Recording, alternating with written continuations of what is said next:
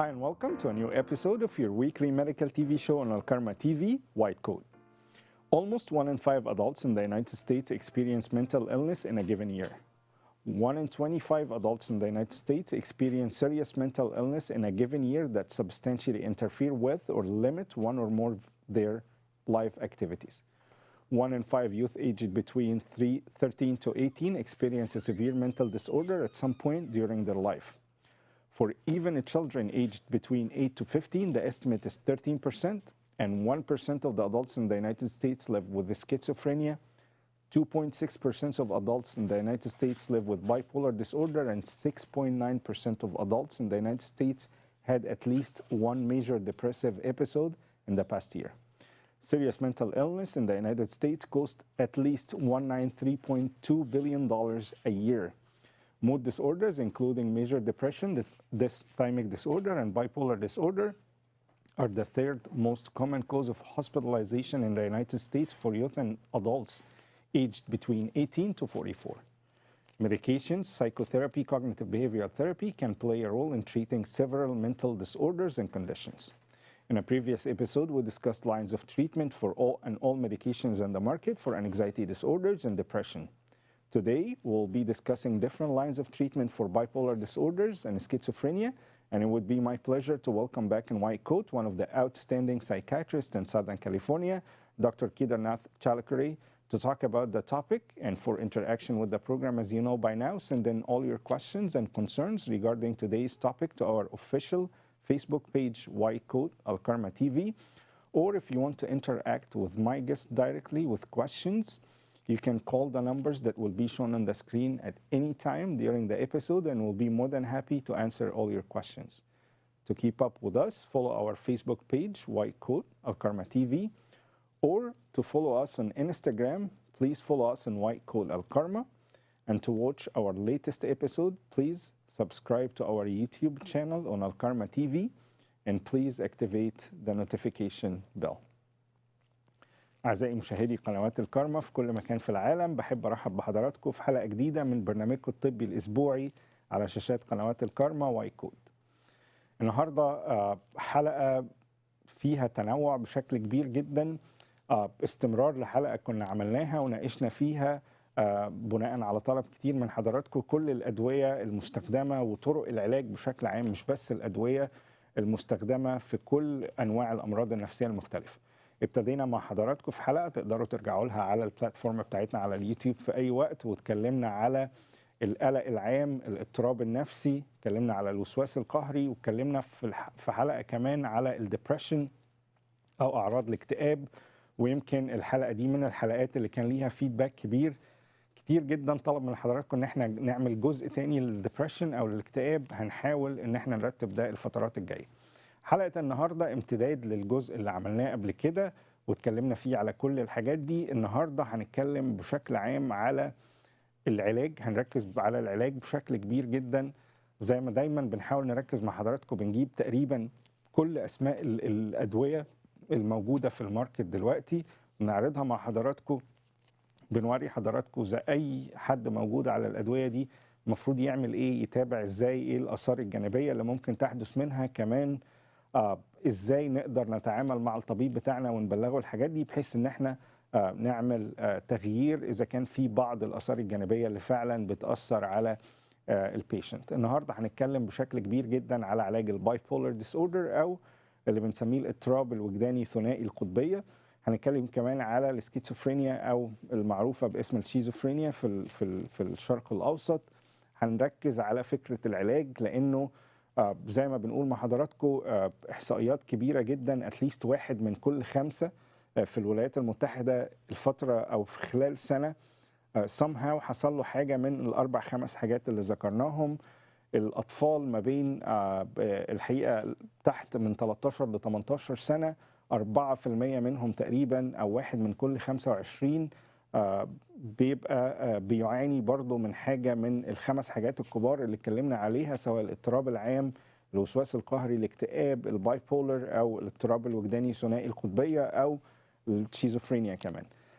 هي احصائيات كبيرة جدا، اهمهم على الاطلاق هو البردن الاقتصادي اللي بيبقى على الدول وقد ايه الادويه دي بتبقى مكلفه. زي ما بنقول مش بس الادويه ولكن كمان القدره على عدم الانتاج او فقدان القدره على الانتاج كمواطن، فده بيكلف البلد كتير جدا. احصائيه ضخمه جدا، 193 مليار دولار في السنه الواحده هي تكلفه كل السايك ميدز والتريتمنت والحاجات دي في دوله زي الولايات المتحده.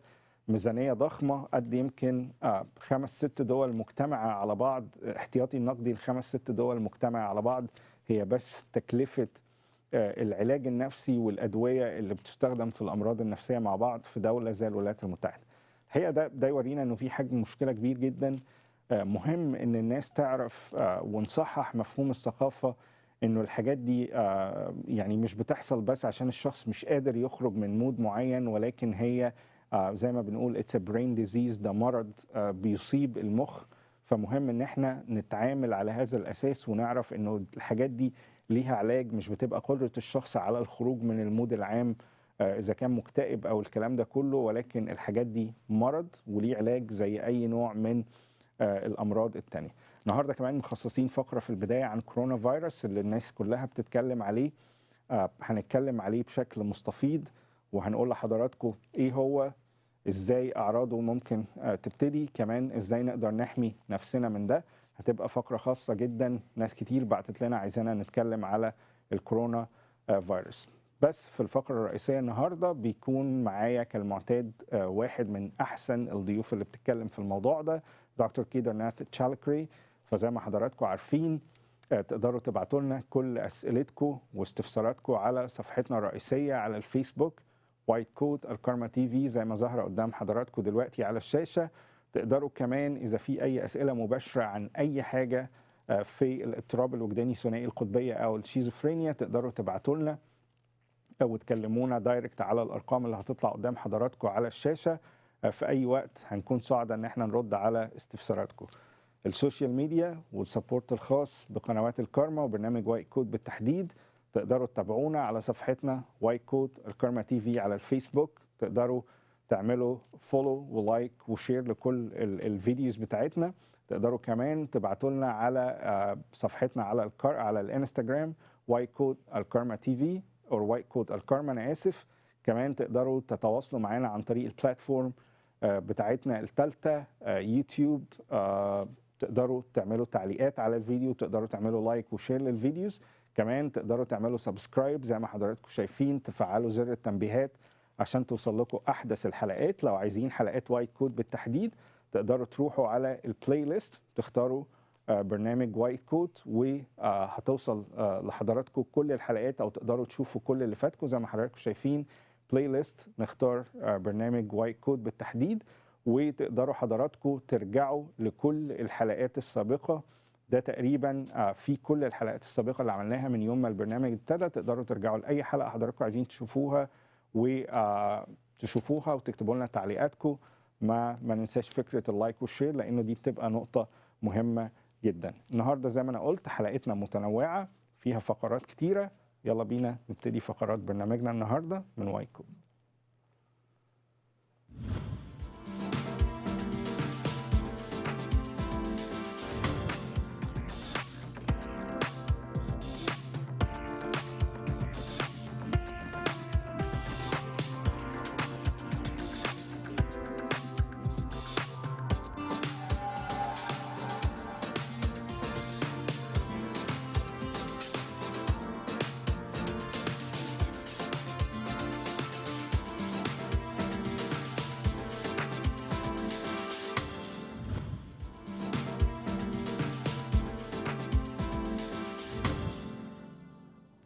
The whole entire world is closely monitoring an outbreak of respiratory illness caused by a novel or new coronavirus, which first identified in Wuhan in China. Chinese authorities identified the new coronavirus, which have resulted in thousands in confirmed cases in China, including cases of outbreak in Wuhan city. Additional cases have been identified in a growing number in other countries like United States of America, 7 cases, Canada about 4 cases, and other European and Asian countries, with a total of 9,856 cases diagnosed with coronavirus and 213 deaths. Today we'll go over the most important 3 questions you need to know an answer for about coronavirus. The first question is, what is coronavirus and the methods of transmission? And the answer for that is novel, or the new coronavirus is a new strain of coronavirus that has not been previously identified in human, but we found it originally in Wuhan, China.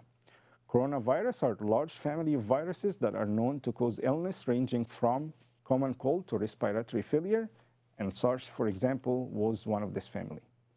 They get their name from their crown-like shape. They have a crown-like shape. The current version started after a serious mutation and started to be transmitted among humans. Number 5, which is very important, it was transmitted from animals to human, especially from bats, snakes, camels, and other animals. Most often, coronavirus is spread from person to a person, happened among close contacts in about 6 feet. Transmitted mainly in respiratory droplets produced when an infected person cough or sneeze. And the last point, it's currently unclear if a person can get coronavirus by touching a surface or an object that has the virus on it, or when that person touching their own, and then the same person touched their own mouth and possibly their eyes. The second question is the symptoms of coronavirus infection. First, we need to know an infected person can be symptoms-free for 14 days because the incubation period of the virus is about 14 days. You can get fever, cough, shortness of breath, and it can be progress to respiratory failure. You can get body aches, headache, and other organ failures, and body systems start to shut down in cases of severe infection. The third question is how to protect ourselves and prevent the spread as much as possible. First, wash your hands often with soap and water for at least 20 seconds. Use an alcohol-based hand sanitizer that contain at least 60% of alcohol if soap and water are not available. Number 2, avoid touching your eyes, nose, and mouth with unwashed hands. Number 3, avoid close contact with people who are sick. Number 4, stay home, please, if you're sick. Number 5, cover your cough or sneeze with a tissue, then throw it in the trash. Number 6, clean and disinfect frequently touched objects and surfaces. Number 7, and the last one, keep your mouth and throat moist as possible. And I want to say here, get all your information from cdc.gov website because that's the most trusted website you can get your information from. أعزائي مشاهدي قنوات الكرمة في كل مكان في العالم، النهارده اخترنا ان احنا نعمل حلقة أو جزء خاص من الحلقة مع حضراتكم نتكلم فيه على كورونا فيروس. كتير من المعلومات المغلوطة اللي بنشوفها على الفيسبوك ومواقع التواصل الاجتماعي، فالنهارده قلنا ان احنا نتكلم مع حضراتكم على المعلومات الرسمية اللي بتتكلم على كورونا فيروس. من فضل حضراتكم، واحد من اكتر المواقع الترستد على مستوى العالم هو cdc.gov. تقدروا حضراتكم تروحوا للموقع، وفي جزء منه زي ما ظاهر قدام حضراتكم دلوقتي، في جزء منه لو حضراتكم مش بتقروا اللغة الإنجليزية بشكل جيد، نقدر نروح على في فيرجن منه بالعربي زي ما احنا شايفين. نروح على أعلى يمين الصفحة في حاجة اسمها other languages، نقدر نختار اللغة العربية كواحدة منهم. CDC الحقيقة هو الموقع الرسمي للدولة الأمريكية بشكل عام اللي بيتكلم على كل أنواع الأمراض اللي بيتم تناقلها بين البشر بشكل عام، وده موقع مهم جدا جدا، تقريبا الموقع رقم 1 على مستوى العالم، واللي المعلومات دي بتبقى سيرتيفايد بشكل أو موثقة بشكل كبير جدا، وده تقريبا اللي كل الأطباء على مستوى العالم وتحديدا هنا في الولايات المتحدة الأمريكية بياخدوا معلوماتهم منهم. فمهم جدا ان احنا دايما نستخدم cdc.gov ونختار اي انفكشن او اي حاجة بتتناقل بين الناس، لانه بشكل عام هو السنتر اوف ديزيز كنترول اند بريفنشن، وده زي ما انا بقول اهم ويب سايت حتى الاطباء بياخدوا معلوماتهم منهم. فعشان ما نروحش في متاهات وزي ما بنقول اساطير ما بتبقاش موجوده، فده الموقع الوحيد اللي نقدر نستخدمه في القصه دي. كورونا فيروس عشان نعرف حاجات كتيره عنه، زي ما احنا بنقول دايما انتشر في الاول في مدينة اسمها ووهان الصينية. والحقيقة انه النوع ده من الفيروسات ما كانش بينتشر بين البشر وبعضها، ولكن كان بينتقل من الحيوانات للبشر. الحقيقة أول ما ابتدوا يتعرفوا عليه كان في سوق للمأكولات، واحنا عارفين انه الشعب الصيني بيحب التعابين كمأكولات. فالحقيقة السوق ده في مدينة ووهان هو أول سوق ابتدينا يعني يتعرض منه الكورونا فيروس، انه بتنتقل للإنسان.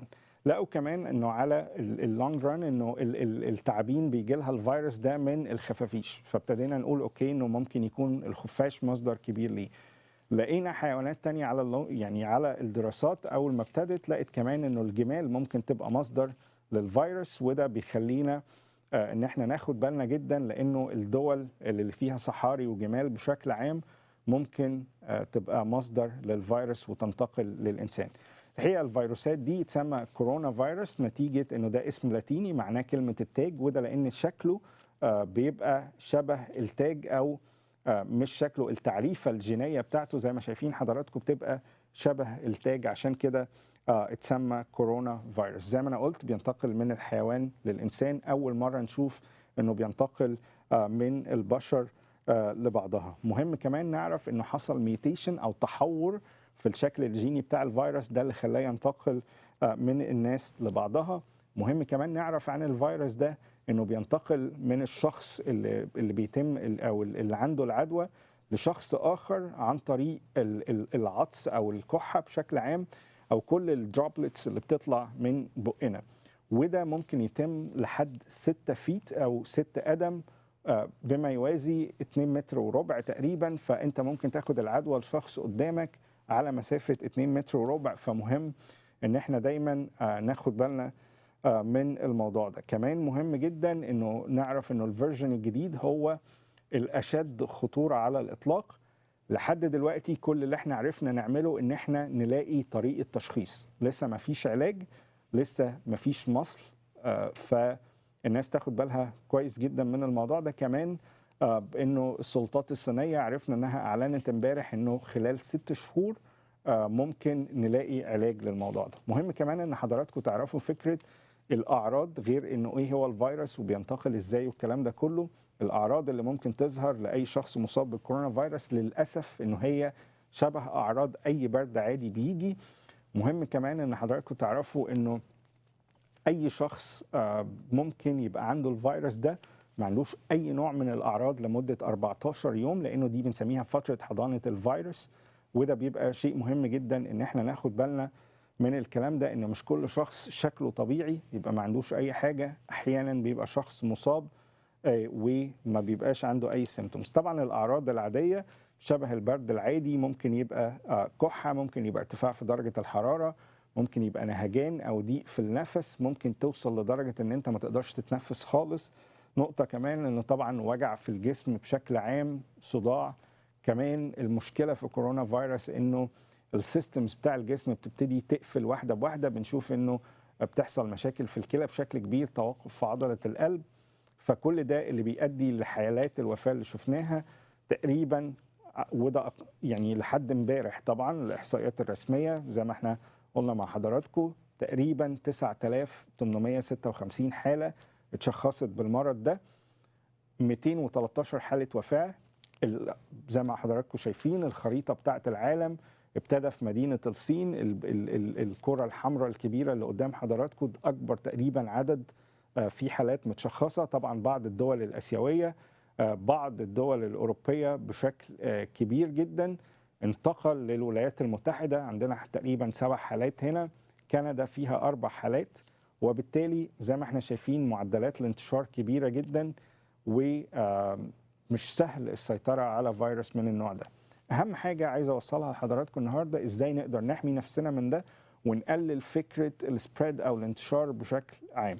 حقيقه يعني خطوات بسيطه جدا نقدر نعملها هتحمينا بشكل كبير جدا. اهمهم على الاطلاق طبعا هو غسيل الايد. على فكره لقوا والكلام ده مثبت بالابحاث ان اقوى وسيله فعاله للحمايه هو الميه والصابون العادي. وده بقول انه من رحمه ربنا انه دي تقريبا متوفره بشكل سهل جدا. الميه والصابون اقوى وسيله فعاله للتخلص من الدروبلتس. لو انا كحيت او عطست في ايدي هي اقوى وسيله فعاله الماء والصابون. مهم ان احنا نغسل ايدينا لمده 20 ثانيه متواصله، وده بيسهل حاجات كتيره جدا. الحاجه الثانيه انه ممكن نستخدم بعض المنتجات الكحوليه، بس مهم جدا انه الهاند سانيتايزرز دي يبقى الكحول فيها على الاقل بنسبه 60%. حاجه ثانيه ان احنا مش عارفين لحد دلوقتي هل بينتقل بلمس الاشياء، يعني انا لو عطست مثلا على اي سطح وحد تاني تلامس مع السطح ده، لحد دلوقتي مش عارفين نعرف اذا اللمس ده ممكن عن طريق الجلد ينتقل. بس اللي احنا عارفينه اذا حد تلامس مع سطح عليه مشاكل الفيروس ده ولمس عينه او مناخيره او بقه بشكل عام، او مثلا لو بيمسح عرقه، انه ده هينتقل، لانه الريسبيراتوري دروبلتس دي اكيد هتنتقل. طبعا مش محتاج اقول ان لو حد عيان بشكل عام، من فضل حضرتك بلاش يعني نلم العيله حوالين حضرتك ان انت تعبان والكلام ده. قدر الامكان الشخص التعبان يتعزل عن باقي الناس. حاجه تانية مهمه، اذا حضرتك تعبان بلاش تنزل التجمعات وتنزل في الشارع، يعني حاول قدر الامكان تقعد في البيت. الحاجة التانية انه قدر الامكان نتجنب فكرة الكحة في ايدينا او ملابسنا بشكل عام. قدر الامكان نحط الكمامات لانه دي بتساعد بشكل كبير جدا. كمان ان احنا نحاول ننظف الاسطح اللي عليها باستمرار لو في شخص تعبان حوالينا، لانه ممكن زي ما احنا قلنا يبقى عليها الدروبلتس. الحاجة الاخيرة والسابعة ان احنا قدر الامكان نتجنب فكرة جفاف الحلق او جفاف الزور، انه دايما نشرب ميه بشكل كويس في اليوم. سوائل دافيه بالذات في البرد بتساعد بشكل كبير انه الفيروس ما ينتقلش من واحد للتاني. تقريبا دي كل المعلومات المتوفره عن كورونا فيروس، المعلومات الحقيقيه الموثقه اللي احنا بنجيبها لحضراتكم. زي ما انا قلت cdc.gov، كل الناس تقدر ترجع له وتقرا المعلومات الحقيقيه عن الفيروس. غير كده بيبقى اساطير، كلام فاضي ملوش اي معنى. ولكن الحقيقه ان احنا قدام فيروس شرس جدا بينتشر بشكل كبير جدا. وزي ما احنا بنقول دايما بنصلي انه الصين وكل الدول اللي فيها الفيروس دي تبقى في صلواتنا الفترة الجاية. غير كده بنشتغل على العلم بشكل قوي جدا. ربنا يسهل خلال 6 شهور زي ما الناس قالت انه يبقى فيه علاج بشكل قوي للكورونا فيروس. ربنا يحمينا كلنا. ويلا بينا نبتدي الفقرة الرئيسية بتاعنا النهاردة في وايت كوت عن الاضطراب الوجداني ثنائي القطبية والشيزوفرينيا.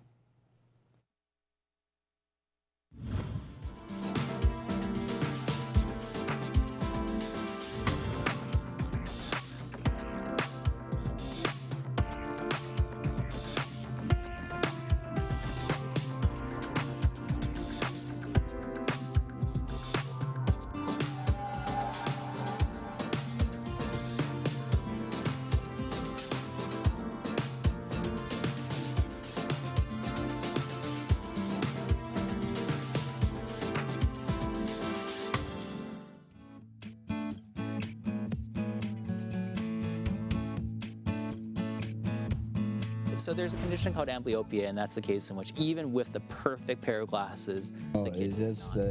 You were born with it, you have it, this is extra. Pigment is actually important in the pathway from the brain to the eye as the baby is developing in the mother. People describe a discomfort, usually in the upper part of the abdomen. Okay.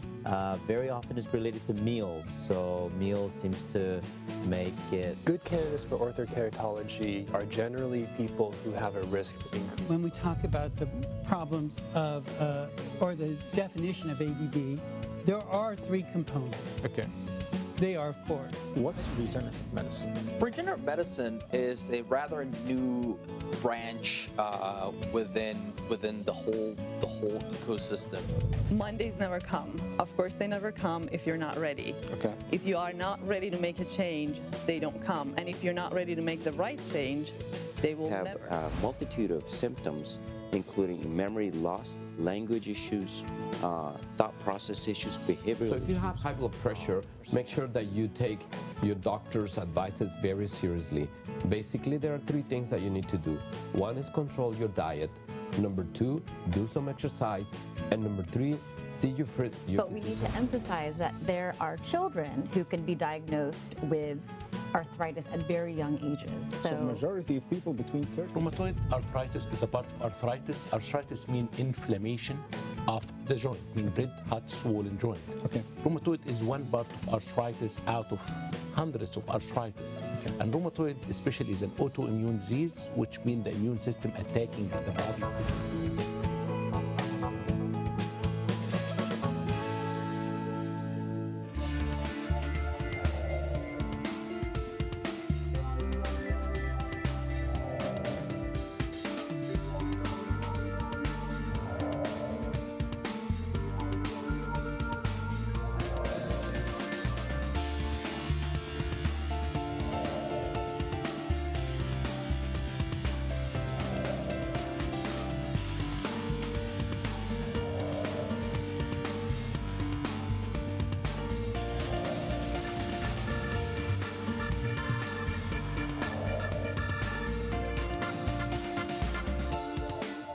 هدفنا مش كثرة أقمار صناعية، لكن هو توصيل الكتاب المقدس لكل شبر في الأرض.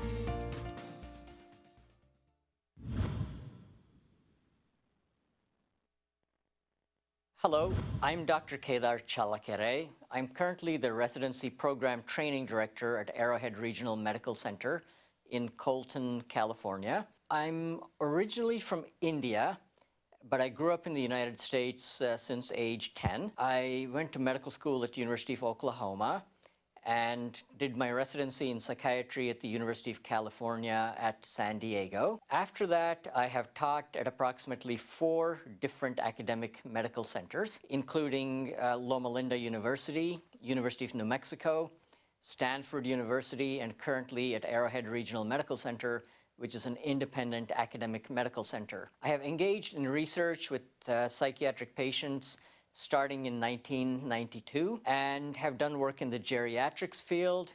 I also have done some work with brain imaging using SPECT scanning, which is sort of like a PET scanner. It tells us what parts of the brain are using sugar and which parts of the brain are active while they're using sugar. While at the University of New Mexico, I started a new residency in geriatric psychiatry, and that program is still currently operational. While I was at Loma Linda University, I worked with a large multi-center study called the UPBEAT program, where we looked at how to help manage geriatric patients. And these are, again, people that are over the age of 55. I am also currently working on some projects, including working on trying to create a new protein source to feed the world. Currently, our product is ready for use in various carbohydrate sources, such as pasta, perhaps tortillas, perhaps injera, and some Indian dishes. This is a environmentally friendly and also cruelty-free vegan protein source that's created from single-celled organisms. I currently run the psychiatry residency program at Arrowhead Regional Medical Center, and we recently obtained accreditation by the ACGME, which means that our residents are fully certified to take the American Board of Psychiatry and Neurology exam. Apart from working, my interests include tennis and also hiking. I also like to travel and just got back from a trip to Iceland last night, and it is very, very cold there, but also quite beautiful. Please stay tuned for me on White Coat's show on Alkarma TV.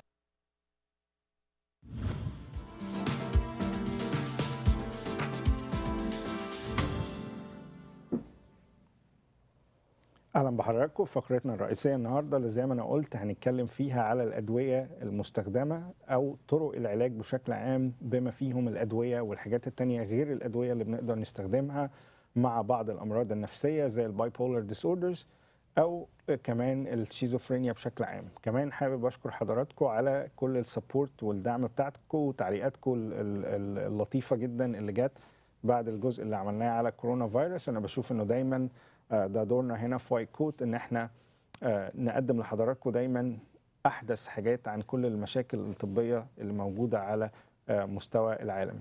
بفكر حضراتكم تاني تقدروا تبعتوا لنا كل أسئلتكم واستفساراتكم على صفحتنا الرئيسية على الفيسبوك وايت كوت الكرمة تي في.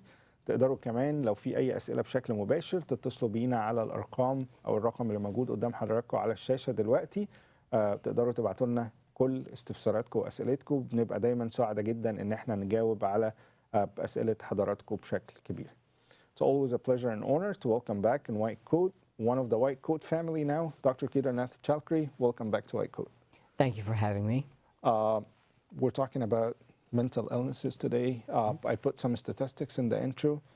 Huge statistics, almost 4 to 5% of the population having some kind of serious illness at a certain point. Very huge economical burden, about $193 billion a year. Between loss of productivity and medication and different kind of treatment. So it is very serious. Last time we went over anxiety disorders and depression. Today we'll talk about bipolar disorder. So bipolar disorder is one of the most common psych disease. In the beginning, what is bipolar disorder? Why did we name it bipolar? Okay. So bipolar disorder is a disorder that affects approximately 3% of the population worldwide. And in this disorder, you have periods of time when you're feeling very low and depressed, or you stop enjoying things in your day-to-day life. Okay. The flip side of that is the other pole or phase of the disorder, and we call it the manic or hypomanic syndromes. And these are accompanied by very elevated or expansive mood where you're super happy and you don't know why. Or you can get very irritable and you can be much of a jerk. So a lot of times when you have people that have been jerks during some parts of their lives and in other parts of their life they're very depressed, you want to wonder, are they being a jerk because they're a jerk? Is it or nature? Yeah, or is it an untreated irritable mania? Okay. And that's one of the things that we always want to look at. Okay. So a lot of times people that have bipolar disorder, whether they're extremely happy or they're jerks, often have trouble sleeping. They talk very rapidly, and it's very hard to interrupt them. Okay. And the degree of interruptibility is what we call pressure or pressured speech. They also can have very exciting, grandiose projects that they start. Like they might want to save the world, they might want to create a new spaceship that goes to the moon in their backyard. Okay. But again, the big thing to remember is that if they're not sleeping, they're irritable, they're talking very rapidly, you might be dealing with a manic phase of a bipolar disorder. Okay. I have a question here. When you said there is a phase you're super happy, what's the problem of being super happy? Just to explain it more. Okay. So there's nothing wrong with being happy per se, but when people are so happy that it doesn't make sense. Okay. For example, let's say your dog died or you had a death in the family, but you're super happy, that doesn't make sense. So it may have nothing to do with what's going on in the world around people. Right. It may have to do with the fact that they're bipolar and that they're manic and they're super happy because of too much pleasure chemicals in the brain. Okay, so they can be super happy to the point for excessive shopping, for example, wasting money, like they don't have the ability to control their finance, stuff like that? Yes, impulsivity is a big factor in bipolar disorder. Okay. So people can go on shopping sprees, like you mentioned. They can become very sexually active. They can start doing things like driving their car recklessly, or engaging in risky behaviors that they normally would not engage in. Yeah. And these, while they seem like these activities are fun, they also have the potential for negative long-term consequences. Okay. So we call it bipolar because they go from one extreme to another, basically. Yes. Right. So when you have just only depressions, we call that unipolar depression, meaning it goes in one direction only. When you have bipolar, it can go in the depressive direction or the other direction, which is the manic direction. Just a quick question here. Is it hereditary? Like, does it runs in family or? There is a genetic component to it. We're thinking that about 60 to 70% of it is genetically determined. Okay. There may also be some environmental components. people in the northern hemispheres or in the southern hemispheres that are far away from the equator, during the winter time, they have long, dark nights when when the body shuts down activity. And then during the summertime, they have days that are like 18 to 24 hours long. And during those times, they have excessive activity. Okay. So it may have to do with some environmental cues in addition to the genetic component. Okay. When we say there's two phases, depression and hypomanic or manic phase, we're talking about percentage-wise, like between both of them, which phase is more dominant? In general, the depressive phase tends to be a little more dominant. In women, certainly the depressive and the phases where there's a little bit of depression and a little bit of mania that we call the mixed phase tends to be more prominent than in men. Okay. Men tend to be slightly hypomanic, but it's not a dramatic difference. Okay. But in general, people tend to spend more time in the depressive phases than they do in the manic phases. Perfect. الحقيقة زي ما تعودنا مع حضراتكم فكرة ان احنا نبتدي بايه هو تعريف المرض ده بشكل عام. بالنسبة للاضطراب الوجداني ثنائي القطبية سميناه كده لانه زي ما احنا بنقول في مرحلتين الناس بتقضي فيها مشكلتها مع المرض ده. المرحلة الأولى هي مرحلة الدبريشن أو الاكتئاب، والمرحلة الثانية اللي هي بنسميها مرحلة التصرفات المتهورة اللي بتوصل يعني سوري ترجمتها بالعربي لمرحلة لحد التصرفات الجنونية يعني أو المجنونة الغير محسوبة. الحقيقة زي ما قال دكتور تشالكري إنه الدبريشن هو الفيز الأكبر أو الفيز السائد. يمكن الإنسان بيقضي أو اللي عنده باي بولر بشكل عام بيقضي 70-80% في فكرة الفيز بتاع الدبريشن أو الاكتئاب بشكل عام، والباقي بيبقى حالات الهايبومانيك أو اللي بنسميها التصرفات المتهورة لدرجة الجنون. بنشوف كتيرة جدا، وعلى فكرة بنشوف ده فعلا على الحقيقة. ناس هنا بتقول أنا مثلا ببني سفينة فضاء في البيت بتاعي عشان أنا رايح القمر. ناس تانية بتبتدي حالات الهايبومانيك دي تبتدي بفكرة إن هم يبتدوا ما يناموش 3-4 أيام ورا بعض تماما، يبتدوا بينزلوا الشارع يسوقوا العربية مثلا بشكل متهور جدا. أنا شفت ده هنا في بعض patients إنه ناس صرفت فوق ال $50-60 ألف في يومين 3 شوبينج. فالناس فعلا بتوصل إنها تعمل تصرفات متهورة بشكل كبير جدا.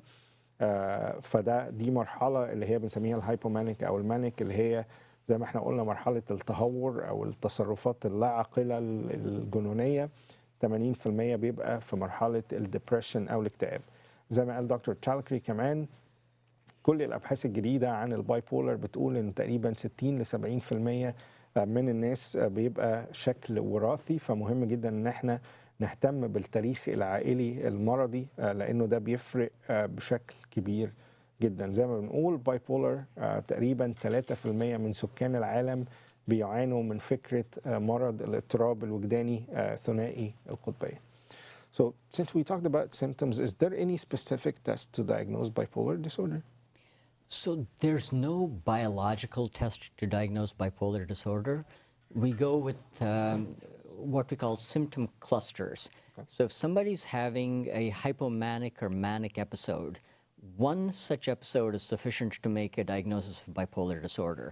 So we want to see if they're excessively happy for longer than 4 to 7 days, and this excessive happiness or excessive irritability is accompanied by decreased need for sleep, rapid pressured speech, increased energy and activity, grandiosity, where they think that they are somehow special and have more special power or something. Special powers or abilities that other people don't have. Mm-hmm. And as you mentioned, they're impulsive and engage in reckless behaviors. So if they're only super happy, they need 3 of these accessory symptoms. If they're only irritable, then they need 4 of these accessory symptoms. Okay. الحقيقة برضو من الحاجات المهمة جدا اللي دايما بنتسأل عليها طريقة تشخيص المرض. فطبعا الباي بولر هو أكتر بيتشخص عن طريق الأعراض، إنما ما فيش جهاز معين أو تحليل معين نقدر نعمله نقول إنه الشخص ده عنده باي بولر. زي ما قال دكتور تشالكري إنه التشخيص بشكل عام بيبتدي أكتر نتعرف عليه لما بيبقى البيشنت ده في مرحلة التصرفات المتهورة أو الجنونية، لأنه بطبيعة الحال إنه لو شخص مكتئب، كل اللي احنا دايما بنقوله إنه حاول تخرج يعني ترفع عن نفسك، الكلام ده كله. فكتير من الناس فعلا بتبتدي تتلقط في مرحلة اللي هي التصرفات المتهورة لمرض الباي بولر بشكل عام. عايز أقول كمان حاجة مهمة جدا، إنه يا ريت دايما يبقى عندنا برحمة وتفهم للناس اللي حوالينا، لأنه ممكن الشخص ده يبقى بيعاني من فكرة المرض النفسي، ولكن إحنا متخيلين إنه منعزل أو يعني قافل على نفسه، والحقيقة الكلام ده ما بيبقاش دقيق طبعا، نظرا لأنه ثقافتنا بشكل عام ما بتستوعبش فكرة المرض النفسي، ولكن ده موجود بأعداد كبيرة. فمن فضل حضراتكم إن إحنا دايما نحاول نغير ثقافتنا للأفضل ونتفهم فكرة وجود المرض النفسي بشكل عام. So treatment, and I think that's the most important part. If we can explain the lines of treatment first before we start discussing line by line. Okay. So the main treatment of bipolar management is what we call mood stabilizers. There are two types of mood stabilizers. One are the classical mood stabilizers. And the question is, what does a mood stabilizer do? Okay. So some people believe that it's just something that keeps the mood from going too high or... slide 2, if we can go slide 2 to like see a different kind of line of treatment. Sure. So let's go to slide 3. Okay. And in slide 3, we look at actually the next slide. Okay. Yeah, there we go. So we want to look at the fact that some authorities look at people that have 2 out of 3 of the following characteristics. The mood stabilizer should be anti-manic or antidepressive, and it also prevents future relapses. So it has to have 2 of those 3 criteria. Okay. There are other experts who are more stringent, and they require that the mood stabilizer, sometimes called a thymoleptic, it treats acute mania, treats acute depression, and it prevents the future episodes of mania or depression. And it also doesn't cause someone to get manic or depressed as a result of treatment. One of the big things to remember here is that untreated a patient with a bipolar disorder has about an 80% chance of having symptoms over any 2-year period. Okay. With treatment, that risk drops down to about 30%. Okay. So even if you're not having symptoms, taking the medication decreases your risk of relapse by about 50%. Okay. The gold standard for all this is the use of lithium. It's been one of the oldest drugs. The way it was discovered was that people would use lithium as a substitute for table salt, which is sodium chloride. Okay. And when people started using lithium chloride to season their food, they noticed that people were having fewer manic or fewer depressive episodes. Okay. And they investigated further and found out that lithium actually smooths out the course of bipolar disorder. Okay. I have a question in the social media here for you. They're asking, should I take the mood stabilizers only during the manic phase, or should I keep on it like my whole entire period? Yeah, so like we just talked about, using a mood stabilizer during the phases when you don't have symptoms decreases the risk of having the next manic or the next depressive episode by approximately 50%. Okay. There's also some good data that if you go 30 years out, people that are constantly taking their mood stabilizer preserve their brain volume much better than people who don't take mood stabilizers. Okay. So it's not only treating the symptoms, but it might also protect the brain from degeneration as you get older. Okay. So we use mood stabilizers as one of the lines of treatment. What other lines of treatment do we use? Then we can discuss them in detail. Sure. So from a pharmacological or medication perspective, the second group of mood stabilizers are what we used to call antipsychotics, and we'll talk about them when we talk about schizophrenia. Some of these drugs were used as antipsychotics initially, but as people started using them, they realized that they also have mood stabilizing properties. So they can also be used to help the primary mood stabilizers work better. In addition, the big thing to remember is that you may not want to use antidepressants in treating bipolar disorder.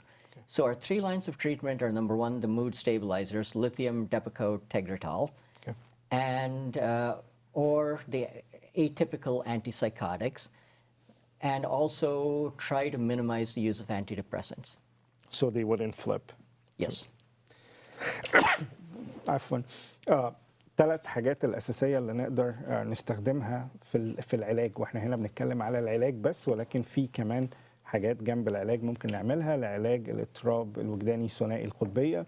أهمهم على الإطلاق بنستخدم حاجة اسمها المثبتات أو المود ستابلايزرز، ودول أشهرهم هم 3 عقاقير بنستخدمهم. الليثيوم، وده كتير جدا بنستخدمه مع مرض الاضطراب الوجداني ثنائي القطبية. كمان بنستخدم حاجة اسمها الديباكود أو الدايفالبرويك أسيد. الحاجة الثالثة المهمة جدا اللي بتستخدمها هو التجريتول، وده بنستخدمهم عشان فكرة الابس اند داونز دي أو الطلوع والنزول أو المانيا والديبريشن، بنستخدمهم عشان يثبتوا المود بشكل عام.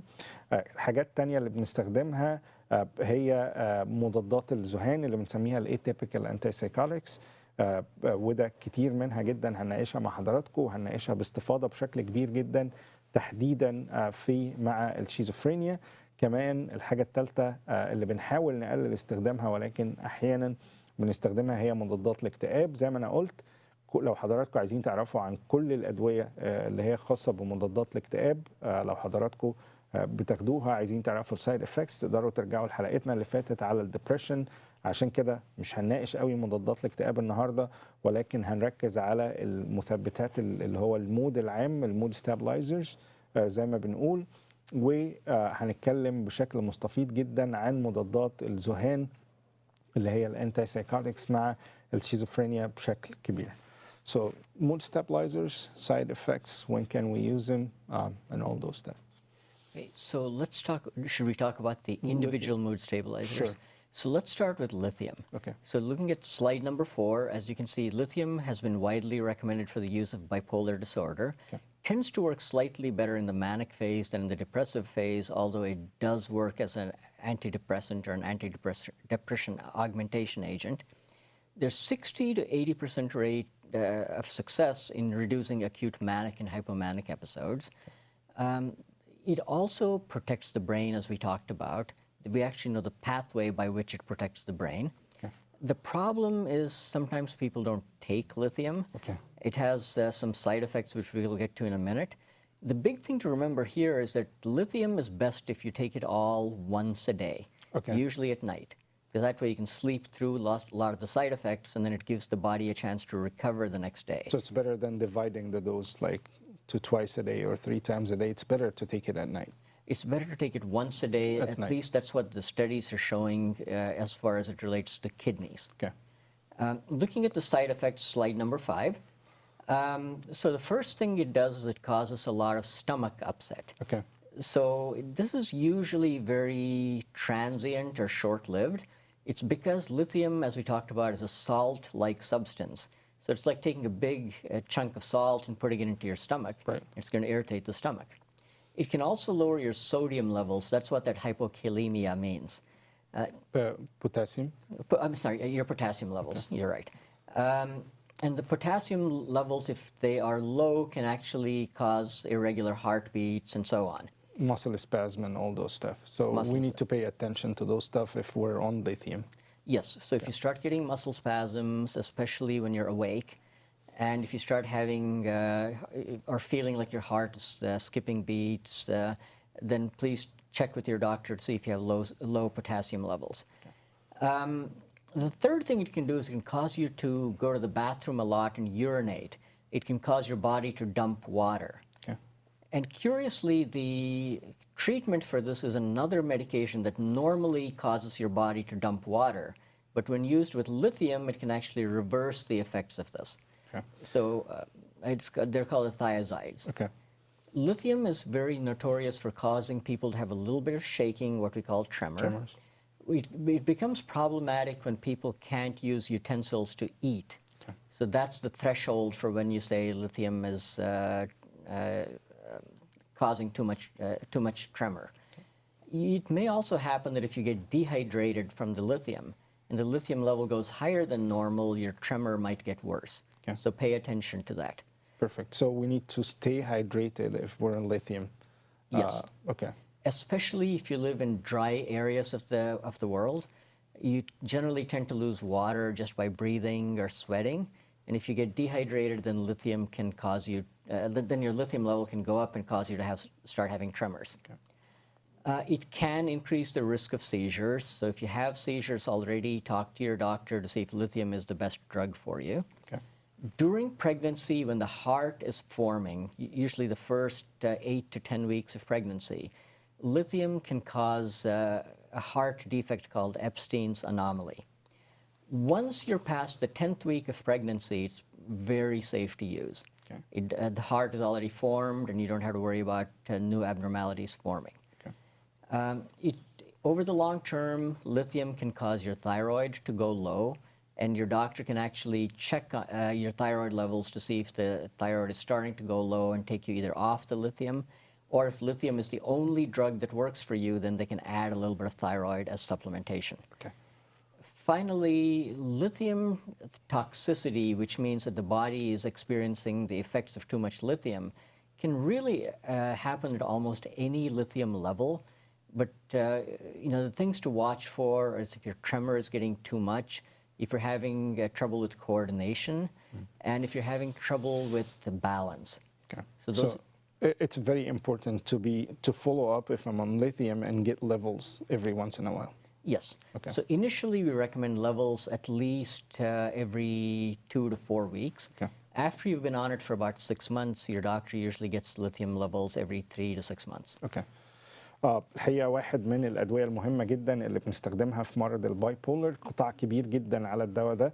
عشان كده بنقصد دايما ان احنا نكلم حضراتكم على الأدوية والأعراض الجانبية. الدواء الأولاني اللي بنستخدمه هو الليثيوم، والليثيوم الحقيقة هو نوع من أنواع الأملاح، فبيستخدم في فكرة ان احنا يعني نفضل على مود واحد، او زي ما احنا بنقول ان احنا المثبتات اللي هو انه ما نروحش زي ما احنا قلنا للفيس بتاع التصرفات الجنونيه دي او الديبريشن الكبير، وبالتالي بنفضل دايما على قدر الامكان على مود واحد. الليثيوم من الدراجز الناجحه جدا، ولكن مشكلته انه ليه بعض الاعراض الجانبيه، اهمهم على الاطلاق انه ناس كتير دايما بتشتكي انه معدتها حاسه انه دايما مش مرتاحه. قلنا انه دايما ده نوع من الاملاح بيسبب مشكله دايما احيانا في بدايه اخذان الدواء، ولكن على المدى الطويل المشكله دي بتروح، او لو احنا يعني زي ما بقولنا واظبنا عليه المشكله دي هتروح بشكل كبير. الحاجه الثانيه انه احيانا بيقلل نسب البوتاسيوم في الجسم، والناس بتحس ان ضربات قلبها مش منتظمه او ببعض التقلصات في العضلات. كمان الليثيوم لو زاد شويه معدلاته عن الجسم بيبتدي بيحصل رعشه في الايد او التريمرز.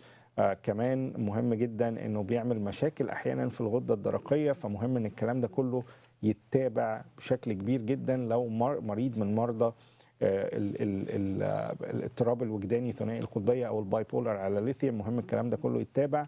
مهم كمان ان انا اتابع مع دكتوري الخاص في البدايه لو انا على الليثيوم من 2 ل4 أسابيع، عشان نعمل حاجه اسمها ليثيوم ليفل او نشوف معدلاته في الجسم. ولكن اذا انا كنت عليه لفتره 6 شهور ممكن اتابع بعد كده واعمل الليفل دي كل 3 شهور. من الحاجات كمان المهمه ان انا دايما اعمل وظائف كلى لو انا على الليثيوم بشكل عام، لانه احيانا بيأثر بشكل كبير. حاجه مهمه جدا لكل المرضى اللي بياخدوا دواء الليثيوم انه من فضل حضرتك اشرب كميات ميه كفايه، لانه لو حصل نوع من الجفاف ده بيأثر بشكل كبير جدا، وبيخلي الليثيوم يبقى اعراضه الجانبيه اكتر من المتوقع. فالدواء الاولاني الليثيوم. كده نبقى كلمنا حضراتكم على كل حاجه تقريبا على الدواء ده. What other mood stabilizers we're using and side effects, and if we need follow-up? Yes. So the second class of mood stabilizers, not the antipsychotics, but the moods, we're still in the mood stabilizers class. So the second class, going to slide number 6, would be sodium valproate. In the United States, it's called divalproex or Depakote. In the other parts of the world, it has different names. Right. Sodium valproate is a medication that was initially created for treating epilepsy. Right. And these groups of medications work by stabilizing what are called voltage-dependent sodium and calcium channels. They also work by enhancing the flow of a chemical in the brain called GABA, which is an inhibitory neurotransmitter. And they also block another group of chemicals called glutamate. And glutamate is an excitatory neurotransmitter. So it goes the manic phase, basically. Yeah. So it boosts the inhibitory neurotransmitter, which is GABA, and blocks the excitatory neurotransmitter, which is glutamate. And it also stabilizes the voltage-dependent ion channels like sodium and calcium. And the main side effects for... So main side effects going to slide number 7. Slide number 7. The big side effect is that Depakote can cause damage to your liver if you're not careful. Okay. So your doctor has to monitor liver function tests on a periodic basis, usually about every 3 to 6 months. Initially, I would do it once a month for about 3 months, and then every 3 to 6 months after that. Okay. It can cause people to gain a small amount of weight. Okay. It can also cause people to lose hair, which seems to bother most people more than anything else. Right. It can cause some stomach symptoms. It can cause tremor, although sometimes you can also treat tremor because it stabilizes the effects of other agents. It can cause you to be somewhat sleepy, but it really is best if you take it twice a day, once in the morning, once at night. Finally, if you're pregnant, you want to talk with your doctors about this because it can cause the formation of your spinal column to not close properly. That's called a neural tube defect. If you're pregnant and you're on either Depakote or the next agent we're going to talk about, which is called Tegretol, what you can do is you can use high doses of folic acid, which is a B vitamin, to try to counteract the neural tube defect formation. Okay. الحقيقة برضو الدواء الثاني المهم جدا اللي احنا بنستخدمه هو الديباكود او اللي بنسميه الفالبرويك اسيد. وده زي ما بنقول بس نسيت اقول لحضراتكم ان في الليثيوم يفضل ان احنا ناخده مره واحده بالليل. في الديباكود يفضل ان احنا ناخده مرتين. بعض الاثار الجانبيه للديباكود انه بيبقى احيانا بيسبب في ارتفاع انزيمات الكبد، فمهم دايما ان احنا نعمل تحاليل باستمرار كل 3 شهور عشان نطمن على انزيمات الكبد. واحد من الحاجات المهمه جدا اللي بيسببها الديباكوت انه بيخلي الناس تاكل، بيفتح الشهيه بشكل كبير جدا، بيخلي الناس وزنها يزيد بشكل كبير. كمان بيسبب بعض زي ما نقول الرعشه في الايد او التريمورز. فده بتبقى السايد افكتس بتاع الديباكوت. حاجه ثانيه مهمه على الليثيوم والديباكوت مع بعض، الحوامل اللي بياخدوهم بيفضل مراجعه الطبيب لانه بيسببوا بعض تشوهات الأجنة. بالذات الليثيوم بيأثر على القلب بتاع البيبي، كمان الديباكوت بيأثر على العمود الفقري بشكل كبير جدا. ناخد what about Tegretol? So Tegretol or carbamazepine is another mood stabilizer that works similar to Depakote. It works on the voltage-gated sodium channels.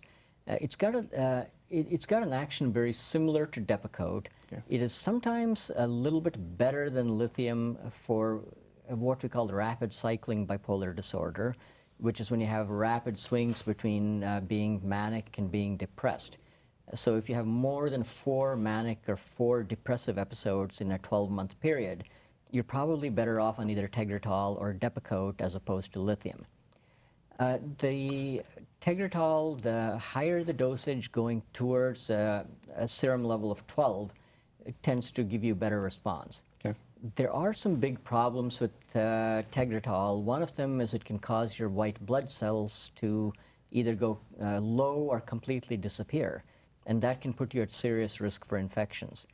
The risk of this is about 1 in 10,000. Okay. So it's about the same as getting hit by lightning. Oh, right.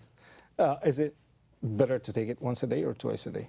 Actually, Tegretol has a very short half-life, so therefore it's best taken twice a day. Okay. It can also cause you to develop skin reactions, and if you get a rash that suddenly starts spreading to other parts of your body, like your chest or your back or your stomach, you might want to see your doctor right away and get off the Tegretol. Okay. There is a version of Tegretol which is called Trileptol that doesn't have the white blood cell lowering or the skin rash type of reaction that's as prominent. So that's called Trileptol, or oxcarbazepine is what it's called. Sometimes people think that that's a better medication. However, you want to watch for low sodium. Happens in about 1 in 25 people. بيرفكت. هي الدواء الثالث اللي بنستخدمه بشكل كبير كمثبت هو فكره التجريتول او الكربامازيبين. وده الحقيقه بيفضل زي ما احنا قلنا ان احنا ناخده مرتين في اليوم. بعض الاعراض الجانبيه بتاعته انه بيقلل المناعه بشكل كبير وتحديدا كرات الدم البيضاء. احيانا بيعمل سكين رياكشن ممكن يبقى سيفير جدا وقوي جدا، انه لو حصل اي نوع من الراش او ان احنا لازم يعني نكلم الطبيب الخاص. كمان بيؤثر على الكبد احيانا، فمهم دايما ان احنا نعمل تحليل لانزيمات الكبد. كده الثلاث ادويه اللي احنا ناقشناهم مع حضراتكم، الليثيوم، الديباكوت او التجريتول. لو حضراتكم على اي حاجه من دول تبقى عرفتوا ناخدهم كم مره في اليوم، الاعراض الجانبيه بتاعتهم. هناخد بريك ونرجع نكمل مع حضراتكم الادويه المستخدمه في الاضطراب الوجداني ثنائي القطبيه.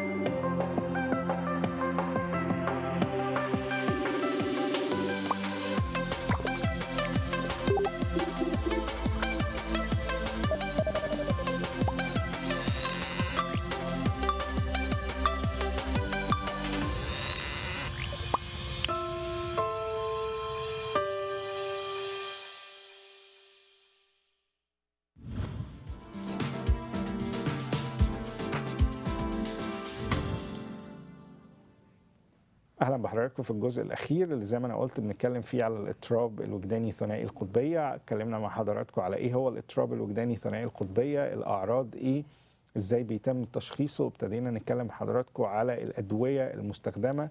اتكلمنا على ثلاثه ميديكيشنز مهمين جدا، الليثيوم، اتكلمنا كمان على الديباكوت او الفالبرويك اسيد، اتكلمنا كمان على التجريتول والفيرجن الناس بتقول انه يمكن افضل شويه اسمه ترايليبتول. هنكمل كمان ايه هي الادويه اللي نقدر نستخدمها عشان تثبت الحاله اللي هي زي ما بنقول فوق، يا اما فوق قوي يا تحت قوي. فدي حاجات بنستخدمها عشان تثبت المود بشكل عام وما نبقاش ما بين الابس اند داونز اللي احنا بنتكلم عليها مع مرضى الاضطراب الوجداني ثنائي القطبيه بشكل عام. So what else we can use as a mood stabilizers and some of the side effects that patients can experience? Sure. So one of the other mood stabilizers is called Lamotrigine or Lamictal. Let's go to slide 10. And Lamictal is a very good antidepressant for the depressed phase of bipolar disorder. Yeah. It is also used for other conditions such as borderline personality and sometimes post-traumatic stress disorders, and also for schizoaffective disorder of the bipolar subtype. It has a half-life of about 26 hours. One of the things with Lamotrigine is that if you take too much too quickly, it can cause a very serious skin reaction called toxic epidermal necrolytis, or Stevens-Johnson syndrome. So what we recommend is that people start at a very low dosage, like 25 milligrams a day, and go up by no more than 25 milligrams per week, because that decreases the risk of getting the Stevens-Johnson syndrome. The other part of the Lamotrigine story is that you have to take it every day. If you miss 3 days or up to 3 days of Lamictal or Lamotrigine, you have to go back and start taking half the dosage and gradually step it up by 25 milligrams per week. If you miss more than 3 days, you have to start back at 25 milligrams a day and gradually step it up back to where you normally were, no more than 25 milligrams per week. Okay. So that's the one quirk about Lamotrigine. Okay. So if a doctor gets you up to the 200 to 400 milligram range where it's effective, remember to take it every day and not miss more than at most 1 or 2 days. Okay. Other medication like? So let's go to slide 9. Okay. And so we're looking at gabapentin and tiagabine. These are GABA agonist medications. These medications are starting to be investigated further. Right now, we're not going to recommend them until all the studies are in. But I would definitely look at the first group of medications we talked about and use these only if you cannot tolerate the other groups of medications. Okay. Topamax? Topamax, a lot of people use it. A lot of people like it because it doesn't cause weight gain. Right. It also causes a little bit of weight loss. The problem with Topamax is that it's extremely sedating, and so a lot of people don't like that particular property of it. In fact, many of my patients call Topamax Dopamax because it makes them feel very dopey. Right. And the efficacy is not as strong as the other anticonvulsants, but people like it because it doesn't cause weight gain. So basically our main top 3 is lithium, Depakote, and Tegretol. Those are the most preferred drugs. Yes. Okay. And in the depressed phase, Lamotrigine. Okay. هي برضو من يعني بعد ما ناقشنا مع حضراتكم ال3 أدوية الرئيسيين، في 3 أدوية كمان بنقدر نستخدمهم، أهمهم هو اللاميكتل أو اللاموتريجين زي ما بنسميه. هي اللاميكتل من الأدوية اللي مهم جدا إنه الإنسان يفضل ياخدها باستمرار، على أساس إنه لو ما خدناش دوز بيبقى في مشكلة إن إحنا نرجع لنفس الليفل، غير لما نرجع تاني. زي ما أنا قلت استمرارية أخدان الدواء ده مهم جدا بشكل عام. كمان بيعمل راش في الجسم أو طفح جلدي ممكن يبقى خطير في بعض الأحيان، فمهم لو ظهر نوع الطفح الجلدي ده اللي بينتشر بسرعة في الجسم إن إحنا نستشير الطبيب الخاص لو حضرتك أو حضرتك على لاميكتل أو لاموتريجين.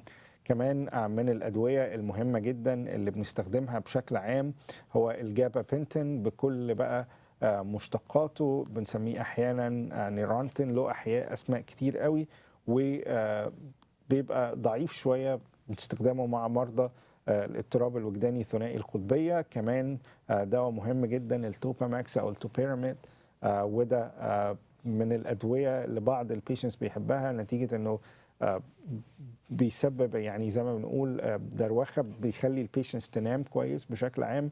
كمان ما بيساعدش على زيادة الوزن زي الديباكوت، بالعكس بعض البيشنتس بياخدوه عشان بيقلل وزنهم لأنه بيقفل مركز الجوع في المخ، فبالتالي بيقلل الوزن بشكل كبير جدا.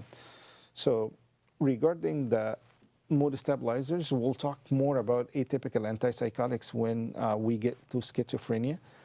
But I have some other questions here for you. She's a 29 years old female, 27 weeks pregnant, and she's asked if she has bipolar. She was diagnosed with bipolar disorders, and her physician or her psychiatrist told her to go back and take lithium. She's asking you if it's safe to take it now. Yes, after the heart has formed in the baby, which usually happens by 8 weeks of pregnancy, it's safe to use lithium.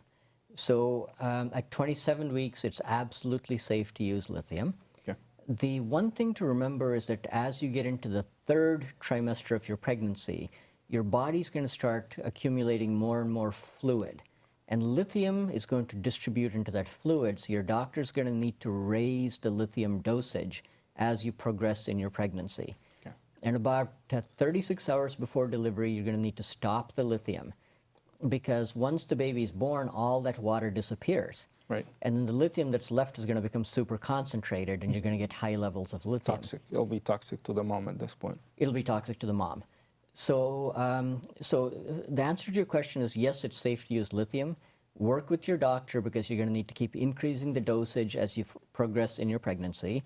And about 36 hours before you have delivery, have them stop the lithium so it has a chance to get out of your system and not make you lithium toxic. Okay. بالنسبة لسؤال مدام، هناء بتقول ان انا عندي 29 سنه، حامل في الاسبوع ال 27، عندها مرض باي بولر، والسايكايترست بتاعها قال لها ترجع على الليثيوم تاني، فبتسال اذا ده سيف ولا لا ان هي تعمله زي ما قال دكتور تشالكري. حضرتك بعد فكره تكوين القلب في الجنين بشكل عام بالذات في اول 12 ل 14 اسبوع حضرتك تقدري ترجعي للليثيوم تاني. مهم بس انه قبل الولاده ب 36 ساعه نوقفه عشان كميه الفلويدز والسوائل اللي هتفقديها بعد الولاده هتخلي الليثيوم مركز جدا في جسم حضرتك وممكن يوصل لدرجه التوكسيستي او السميه، فبالتالي بنوقف الليثيوم قبل الولاده ب 36 ساعه. ودي شيء مهم جدا ان كل الحوامل اللي موجودين على الليثيوم يعرفوا الموضوع ده. So we talked about medications basically. Does behavioral therapy, psychotherapy, any kind of those therapies help bipolar disorder patients? Yes, these therapies work as an adjunct to what happens with your mood stabilizer. So let's take an example of that. Let's say you've been irritable, manic all your life and you've never been treated. Okay. So you may have alienated people around you because nobody wants to be around somebody who's crabby and a jerk all the time. So once we stabilize your mood with the antipsychotics, you're no longer an irritable person and you can actually get along with people. But at this point, you've alienated everyone. Right. This is where the psychotherapies and the psychosocial rehabilitation programs can help you learn skills to reconnect with people that you alienated or other damage that the bipolar disorder has done to your life until it was well controlled. So mood stabilizers first before we start the psychotherapy. Yes. Because the psychotherapist himself can be driven crazy if the mood is not stable. Yes, I've worked with a number of psychotherapy students who tried to work with untreated bipolars and they get frustrated and in fact I had one person who wanted to leave the field. Leave the program. Leave the program. But yes, once your mood is stabilized, psychotherapy is an absolutely critical component. The other thing that I just want to say is that the standing instructions that I leave for all my bipolar patients is if you get behind on one night's worth of sleep, call my nurse the next morning because we may need to adjust your dosage. If you miss 2 nights of sleep, show up in my office. Okay. We'll find a way to see you and treat before you. It gets worse. Yeah, if you get more than 2 nights behind on your sleep, you're well on your way to becoming manic again. So poor sleep is one of the first indicators of relapse. Okay. برضو من الحاجات المهمة جدا اللي حضراتكم تعرفوها انه جنب الادوية ممكن السايكوثيرابيست ولكن ما نقدرش زي ما قال دكتور تشالكري انه فكرة انه لو واحد في مانيك فيز وابتدى سايكوثيرابي طبعا مش هيقدر يشتغل مع السايكوثيرابيست خالص، فمهم جدا ان احنا نستابلايز البيشنت دول وبعد كده نبتدي معاهم مرحلة العلاج النفسي جنب الادوية، ولكن طبعا زي ما احنا قلنا الادوية تأتي في المقام الأول وبعد كده نقدر نستخدم فكرة العلاج النفسي اللي بيبقى عامل مساعد جنب الأدوية بشكل كبير. I have 2 questions for you here. One of them from a mom and she's asking basically can we get it under control in the early signs of relapse. The second question from a girl and she said she loves somebody who's a bipolar and she wants to get married to him. Can we put those symptoms under control? So it's a marriage counseling at this point. Okay. So yes to both questions. You can control the bipolar disorder. The patient, or in this case the child and the fiancé, will need to take the medications. Okay. Now there are a couple of tricks you can use, well not tricks, but methods you can use. There are some long-acting injectable antipsychotics that we'll talk about in the next section, mainly the risperidone and the paliperidone derivatives, and the aripiprazole derivatives that you can take as an injection once a month to once every 3 months. And they will keep the bipolar disorder under control if the child or the fiancé is not consistent in taking their medications on a day-to-day basis. But again, they have to make the decision to consent to take these medications. Okay. But the answer is yes, it can be controlled, but it's dependent on whether the person with the bipolar disorder takes the medications regularly or not. Okay. Early signs of relapse. So the biggest early sign of relapse is that the people start getting behind on their sleep. Okay. The second sign of relapse is that they start displaying more impulsivity or what we call intrusiveness. So let's say mom and dad are talking and the child constantly comes in and interrupts the conversation. Or if the woman whose fiancé has a bipolar disorder starts interrupting or intruding on the conversations that she's having with other people. So those are the main signs of relapse, and they need to ask for medical help right away. Right away. Okay. الحقيقة برضو من الحاجات المهمة جدا غير فكرة العلاج النفسي بيشتغل ولا ما بيشتغلش جنب الأدوية. طبعا زي ما احنا قلنا انه الأول لازم نشتغل بالأدوية لحد ما الناس المود بتاعها تبقى زي ما بنقول هادي أو على وتيرة واحدة لفترة، وبعد كده نقدر نستخدم العلاج النفسي. سؤالين طبعا قلنا وهم طلبوا ان احنا ما نذكرش أسماء. السؤال الأولاني من أم بتسأل هل انه ابنها عنده باي بولر، صعب جدا، بيبقى صعب جدا التفاهم معاه في البيت، فبتسأل هل الأعراض دي ممكن نحطها اندر كنترول ولا لا. طبعا زي ما قال دكتور تشالكري انه ايوه نقدر نحط الأعراض دي اندر كنترول بشرط انه البيشنت نفسه يقدر يتعاون مع اللي حواليه او العيلة اللي حواليه بشكل عام، وكمان يبقى عنده قدرة انه ياخد الدواء بشكل يومي. لو الموضوع ده عامل مشكلة زي ما قال دكتور تشالكري في أدوية هنناقشها بشكل مستفيض أكتر في حلقة الشيزوفرينيا. الأدوية دي نقدر ناخدها عن طريق الحقن، ودي بتستمر في الجسم لمدة شهر. فبدل ما ندخل في جدال مع المريض بشكل عام يوميا على الأدوية، وفي أدوية منهم زي ما قلنا بتبقى مرتين في اليوم، فطبعا ده بيسبب احتكاكات كتيرة بين البيشنت والمحيطين بيه. ففكرة الحقن مرة واحدة في الشهر دي بتساعد بشكل كبير جدا. سؤال تاني جالنا برضه هي طلبت ان احنا ما نذكرش اسمها، بتقول ان هي بتحب واحد وهو مشخص بالباي بولر بشكل عام، وهل هي تقدر يبقى في جواز مع شخص، يعني تتعايش مع شخص بالمرض ده. زي ما قال دكتور تشالكري نقدر نحط الأعراض دي تحت الكنترول بشرط انه احنا نقدر ناخد الأدوية دي أو نستمر على الأدوية دي بشكل عام. سألته كمان على الساينز أو الأعراض بتاعة الريلابس، أو إنه الشخص يعني يبتدي يروح للفيز بتاع التصرفات الغير عاقلة أو المتهورة. قال لي أهم حاجة أو أهم ساين دايما بنشخص بيها إنه الشخص ده ما يبتدي ما ينامش ليلتين ورا بعض تماما. فهنا بنبقى محتاجين دايما ان احنا نلجأ للطبيب. كمان لو ابتدى يستخدم حاجة اسمها البريشرد سبيتش، او اللي هو يبتدي يتكلم بسرعة زيادة عن اللزوم، يبتدي يبقى عنده افكار مش طبيعية زي ما احنا قلنا في اول حلقة، فكرة ان انا بصنع سفينة فضاء وناس بتروح تعمل بتتسوق بمئات الالاف زي ما قلنا. الحقيقة دي كلها بتبقى اعراض لازم نرجع للطبيب بشكل عام. I have other questions here. Does manic episode needs hospitalization? So, by definition, a manic episode lasts at least 7 days, or it requires sufficient decompensation to require hospitalization. A hypomanic episode lasts about 4 days to 7 days and doesn't necessarily require hospitalization, but it requires intervention. If a hypomanic episode is bad enough to where it requires hospitalization, then it's automatically upgraded to a manic episode. Okay. الحقيقة برضو من الأسئلة المهمة دايما لو الواحد بقى في مرحلة المانيك ابيسود ده ممكن يحتاج انه يدخل مستشفى. احيانا بنحتاج انه يدخل المستشفى، بيبقى يعني من الصعب دايما علاج الناس دي بره فكرة يعني الهوسبيتال سيتنج، لانه في اعراض بتبقى صعب جدا السيطرة عليها بشكل عام. I have another questions here for you. 56 years old. He's bipolar and he's diabetic at the same time. He was taking Depakote, made his diabetes worse, so his doctor changed him to Tegretol. He's still eating. His diabetes is getting worse, so he's asking for any kind of alternatives. So Tegretol is not known to cause weight gain. The problem now is that you have to figure out what to do with the weight gain that you got from the Depakote and where to go from there.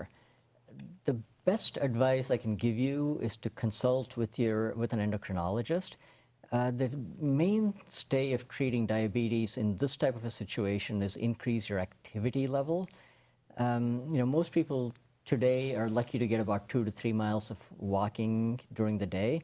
But remember that our grandparents walked about 10 to 15 miles a day. So the big thing to do is to increase your activity level. And then the second thing to do is that during the nighttime, instead of eating sugary foods, substitute more fat-containing foods, because that'll lower your overnight sugars. And then after that, the rest of it I'm going to leave to the endocrinologist. They might put you on medications like metformin, which can actually work with the tegretol. And that may help bring your sugar under control and protect you from other metabolic side effects. Okay. برضو تقريبا أستاذ ياسين بعت لنا سؤال بيقول إن هو 56 سنة بيعاني من مرض السكر وعنده باي بولر، بياخد ديباكوت. زي ما قلنا الديباكوت بيسبب فتح الشهية بشكل كبير جدا، بيخلي الناس تاكل بشكل كبير جدا.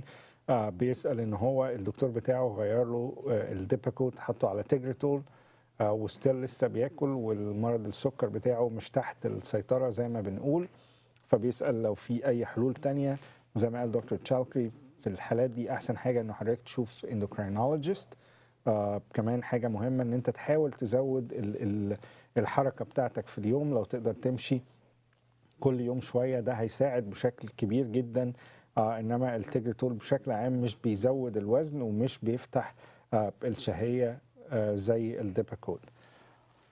At the end, one last message to the bipolar patients. I know time flies, and to the families that has a bipolar patient, and how can we help him to develop like a good social support network for bipolar patients?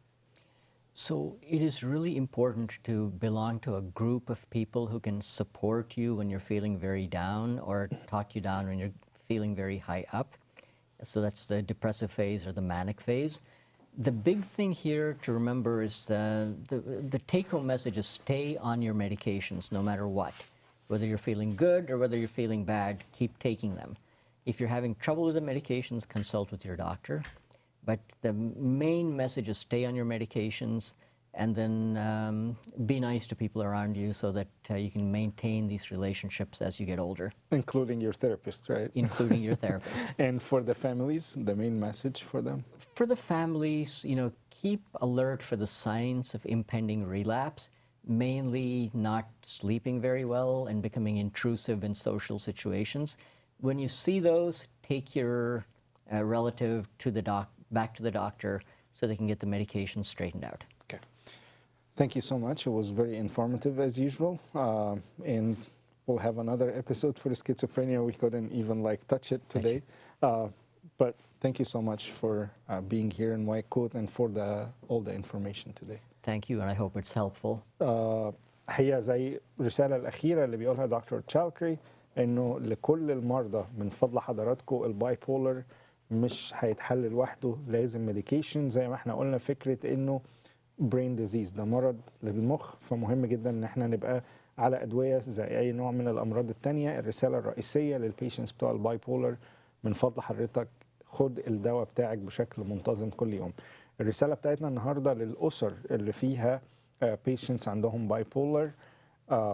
طبعا مش سهل ان احنا نتعامل مع البيشنتس دي بالذات في المرحلة اللي هي المانيك فيز، ولكن مهم جدا ان احنا دايما تبقى عينينا على الساينز بتاع المانيك فيز او التصرفات او المرحلة الغير عاقلة او الجنونية زي ما بنسميها. اول ما البيشنت يوصل للمرحلة دي مهم جدا جدا جدا ان احنا دايما نستشير الطبيب. الحقيقة عايز قبل ما انهي حلقتي النهارده انوه انه الحلقة الجاية عندنا واحدة من اشهر، لو احنا يعني قلنا في 15 سايكاتريست في للاطفال وفي سن المراهقة، دي هتبقى واحدة منهم على مستوى الولايات المتحدة. الحقيقة ليها برامج كبيرة في قنوات امريكية هنا. فمن فضل حضراتكم كل اللي عندهم اطفال في سن المراهقة او اطفال او ناس في سن المراهقة تبعتوا لنا كل اسئلتكم، لانه هيبقى عندنا حلقه يعني باذن ربنا تبقى حلقه كويسه جدا معاها هنتكلم فيها على التعامل، او هحاول نعملها سلسله حلقات اذا وقتها سمح، على التعامل مع الاطفال بشكل نفسي سليم، التعامل مع المراهقين هنتكلم على ادمان طبعا الانترنت والحاجات دي. هنتكلم كمان يعني هنفتح معاها موضوعات كتيره جدا. ابعتوا لنا كل اسئلتكم، هتبقى حلقه مهمه جدا. بشكر حضراتكم على حسن الاستماع النهارده وكل التعليقات بتاعتكم والسبورت بتاعكم، ولكن دايما بقول مهم جدا ان احنا نسبورت قناه الكرمة والبرنامج على كل السوشيال ميديا بلاتفورمز، وده بيبقى نوع من التعضيد المهم جدا. بشكر حضراتكم مرة تانية على حسن الاستماع والتفاعل، ونشوفكم ان شاء الله حلقة جديدة من وايت كوت السبت الجاي.